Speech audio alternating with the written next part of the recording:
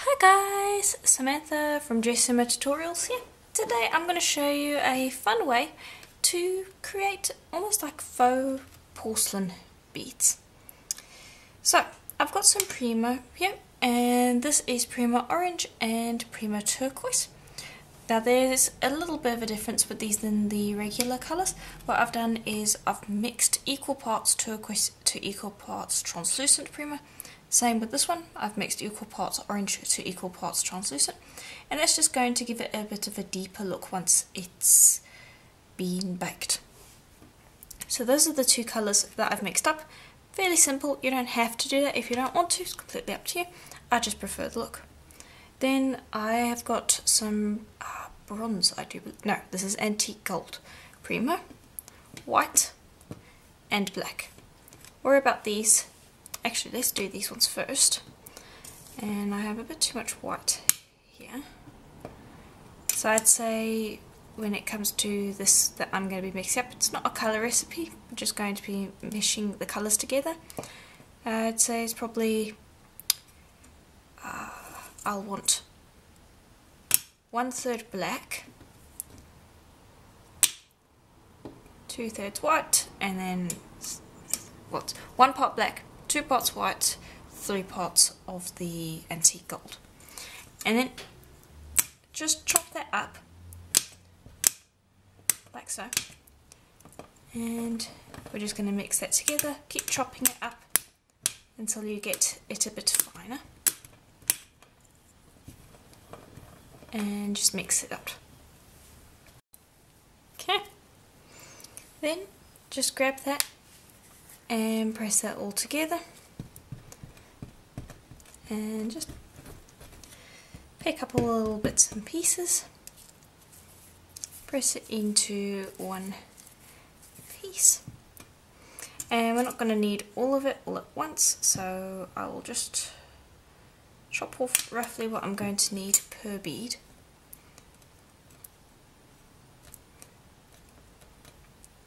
Form that into a log. So, and that's actually probably too much for one bead, but that's okay.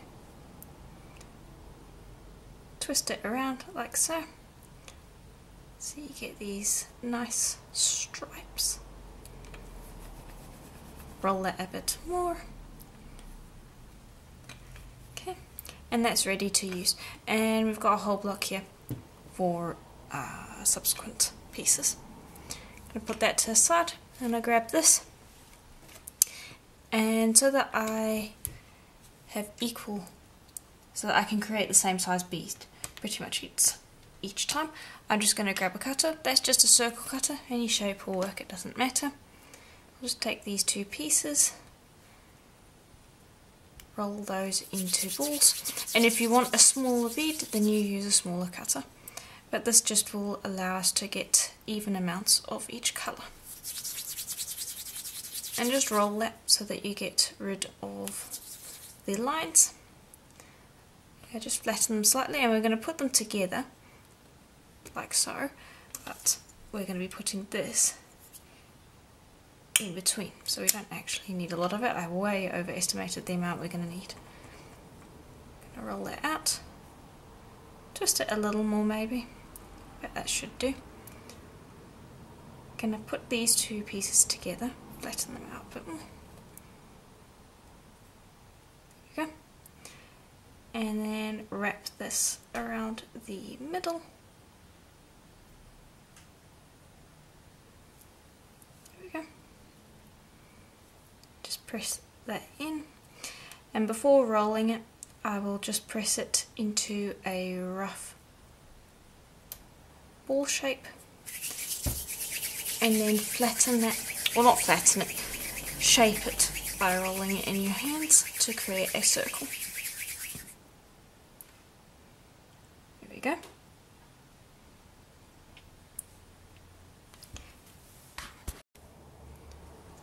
Just going to bring it over a piece of paper because it will make it so that we get less fingerprints. Fold over the piece of paper, and then just lightly press with your block. and I didn't get that in the middle, so I'm gonna shape it back into a ball and redo that. There we go.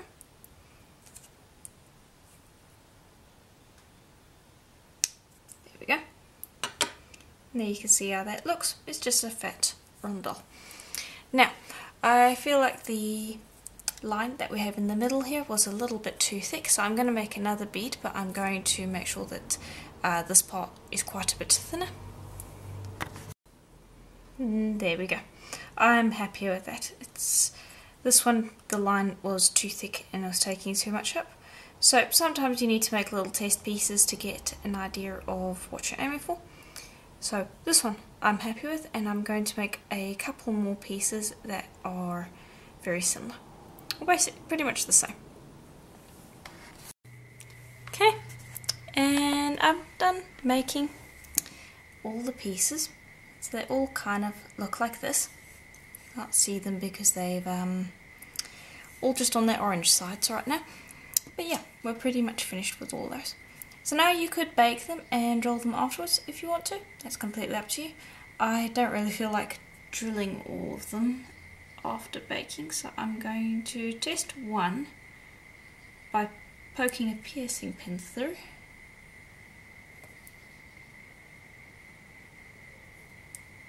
And just try to get a clean hole without distorting the piece, because that's always the part that I have trouble with, is accidentally distorting it when I'm trying to make the hole.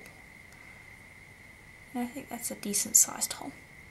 So that's a good way to make a hole without distorting it. Just take a piercing pin, get it in the middle, try to get down all the way straight if you can. Poke through so that you've just got a little guide hole on the other side, and then poke through that way, and then just twist, rotate through the other way, and just try not to make a really big hole, and hold it gently, and that way you shouldn't end up with too much distortion. I'll do that with all of them. Then I'm going to bake them on this piece of paper for a full hour at Primo's recommended temperature, and then we're going to varnish them. Okay, and here they are out of the oven. Now they're going to have a matte finish when they're finished, and while I would recommend sanding pieces, these would take forever to sand, and honestly the effect's just not going to be worth the amount of work that that's going to be. If you have a bead tumbler, then I would highly recommend it. But if you rolled them out and smoothed out as much fingerprints as you could in the beginning, like I showed, or before you bake them, smooth out the fingerprints, then they should be relatively smooth, although matte. And what we're going to do to shine them up is we're going to dip them in varnish, and we're actually going to be at least double coating, if not triple coating them. And so I'm just going to string them onto this wire, and that is going to be how we suspend them over the varnish. And so just pop them all on like so. Okay, so I've just got a pot of varathane here, and any gloss varnish will work. This is just the one I'm using. Pearl X varnish is another one that I can think of that will work well. And all you do is you'll just pop your beads in there and shake them around a bit to get rid of air bubbles, and just get a nice even coat. Then I suspend them over the pot for a little bit, just until the majority of the drips fall away. I'm not sure how much the camera is able to pick up there, but there is a lot coming off of them. Then you'll go and put it over a more permanent suspension. Like I've got a little basket off to the side where I will pop it over, and then you will separate the beads because you don't want them drying stuck together. But I will do that, let them dry for about, I'd say at least half an hour to an hour once the varnish has completely cleared up. So it really depends on your climate. how fast the varnish is going to dry, but wait until it's completely cleared up and then dip it again, and then I'm going to see if I want to dip it a third time. Okay, and here they are. Now I did end up only doing 2 coats because they've come out really nice and shiny, and it's covered up pretty much all of those little pits that would have happened when you're rolling them by hand. And so I only felt the need to coat them twice. So I've left them 24 hours to dry completely, and now we are ready to string them. So I've got a cord here, and I have finished off the one end already, and it's going to basically be the exact same as the other, so I decided to wait to show you that. But basically you're going to choose any kind of bead that works with your polymer clay piece. You could even make more polymer clay pieces to go with it if you wanted to, and then you're just going to string it. I'm making a bracelet today. You could make earrings, you could make a necklace, completely up to you, but I'm just going to string it along like so in that pattern. Okay, there we go. Then on this end we're going to finish it off. So I've just got a little charlotte crimp, the other end of my toggle clasp, and a crimp bead.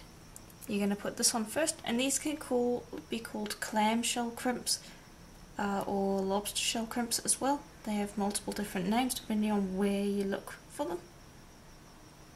So I just wanted to point that out.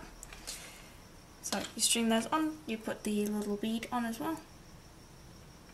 Squish that bead. And at that point then I will trim the extra cord that we have. Close that over the top of it, like so. Also I forgot to mention you need a jump ring. Pop it through the loop and put the other end of your clasp on. And then just close up the jump ring. And that's basically it. Very easy.